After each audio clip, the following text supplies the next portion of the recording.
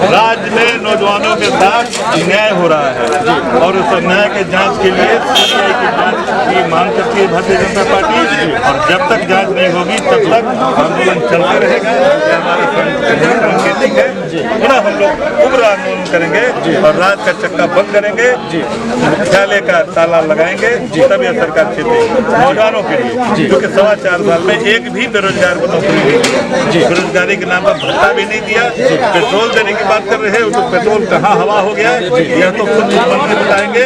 और वो क्या बताएंगे, वो तो जेल में है। जो उनके मुख्यमंत्री के रूप में आए हैं उनकी भी यही दफा होगी। यह हम लोग नजदीक से देख रहे हैं। जिससे सरकार के कर्मचारियों को हम लोग बताने आए हैं कि आप मजदूर और गरीब के साथ अन्याय मत करिए। कोई भी सरकार आएगी जो इस चीजों को निश्चित रूप से गौर से देखेगी। यही आज कार्यक्रम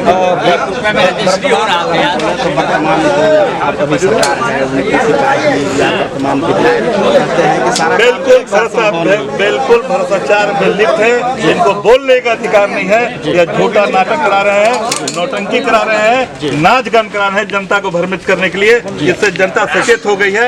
निश्चित रूप से इनकी विदाई की तैयारी जनता कर चुकी है और पूरा भारतीय जनता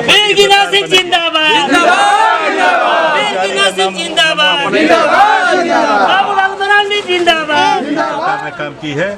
उसके विरोध में एक दिवसीय सभी 262 प्रखंडों में भारतीय जनता पार्टी की ओर से रोषपूर्ण प्रदर्शन धरना देने का यह आयोजन हमारे पार्टी का है। और आगे भी निरंतर भ्रष्टाचार के विरोध में यह कार्यक्रम चलता रहेगा। मैं पदाधिकारियों को सचेत करना चाहता हूं कि पदाधिकारी जनता की होती है। सरकार का निर्देश आप 100% पालन करें। लगातार भ्रष्टाचार की शिकायत हो रही है, इससे आपको सचेत होना चाहिए। और साथ साथ जेसीसी में जो घोटाला हुआ है उसकी जांच भारतीय जनता पार्टी की ओर से सीबीआई से जांच कराने के लिए मैं राज्यपाल महोदय से आग्रह करता हूं। और इसे सीरियसली देखना चाहिए, क्योंकि 4.25 साल तक आम जनता जो नौजवान है भटक रहे हैं। हम लोग नज़दीक से देखे हैं कि जो शिक्षित बेरोजगार है उनकी क्या दुर्दशा हो रही है, कहने की आवश्यकता नहीं है। और जिस तरह से उनके आशा पर पानी फेरा गया, इसके जांच जिस तरह से जो उनसे बन सका, चूंकि राज्य सरकार आपकी नहीं है।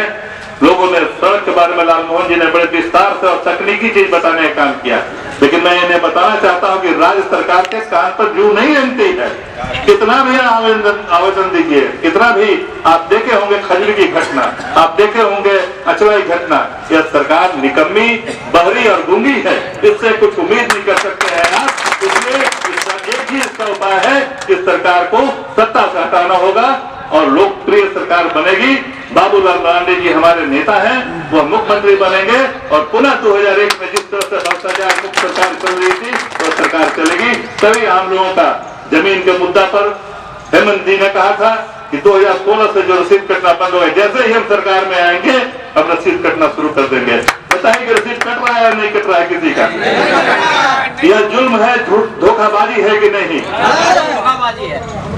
किस तरह से इन्होंने बेरोजगारी भत्ता देने का काम किया था। बहाली नाम का तो कुछ हो ही नहीं रहा है और कुछ हो रहा है। हमारे एक साथी ने कहा आउटसोर्सिंग की चर्चा की है यादव जी। आउटसोर्सिंग क्या है? बेवकूफ बनाने का तरीका है। 5,000 से 6,000 रुपया नौकरी में आउटसोर्सिंग में लोग देते हैं और बहाल करने के समय लाखों रुपए उससे वसूलने का काम करते हैं। बेरोजगार मजबूरी में उसके पिता या माता जी कहते कि चल लेकर के कहीं नौकरी से लगल बा, घर के खाना तो नहीं खा, लेकिन इससे कोई फायदा नहीं है। जब तक सीधी नियुक्ति नहीं होगी तब तक बेरोजगारी